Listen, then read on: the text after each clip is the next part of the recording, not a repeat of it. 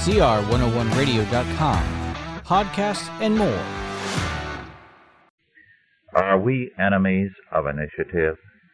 This is R.J. Rushdoony with a report on our threatened freedom.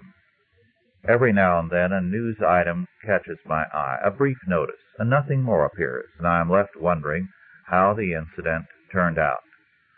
One such item that I keep looking at over and over again appeared in November 1976. It read, and I quote, "The Ohio Division of Wildlife recently used as many as 5 agents, including 2 undercover men, to investigate and prosecute an 11-year-old boy for selling fishing worms and crayfish in his parents' front yard.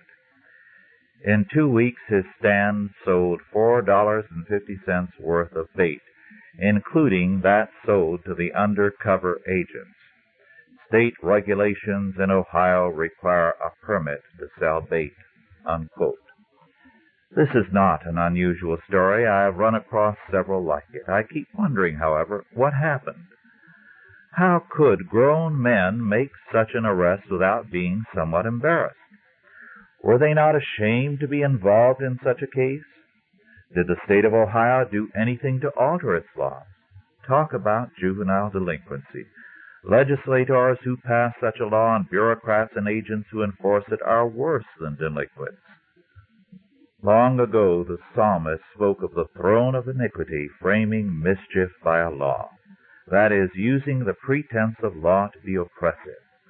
I submit that our lawmakers today are too often framing mischief by law. At the same time that children are arrested for showing initiative and a desire to earn some money, our wise fathers in the state capitals in Washington, D.C., are whittling away at parental powers and the function and freedom of children on their own, and our courts are taking over parental powers. Let's get back to the boy in Ohio. When civil government uses 5 agents to entrap and arrest an 11-year-old boy for selling fishing worms, something is radically wrong with the country. If they are ready to go after an 11-year-old with such passion, what will they not do to us when they so choose? I said that I have often wondered how that story and others like it ended. However, in a very important sense, the story will not end until we do something about it. This means, at the very least, clipping the wings of the power state. It means valuing freedom more highly than statist regulations. It means, moreover, regarding all state and federal officials who are involved in such cases as the moral lepers they are. What was wrong with selling fishing worms? Is it possible to sell inferior or defective fishing worms?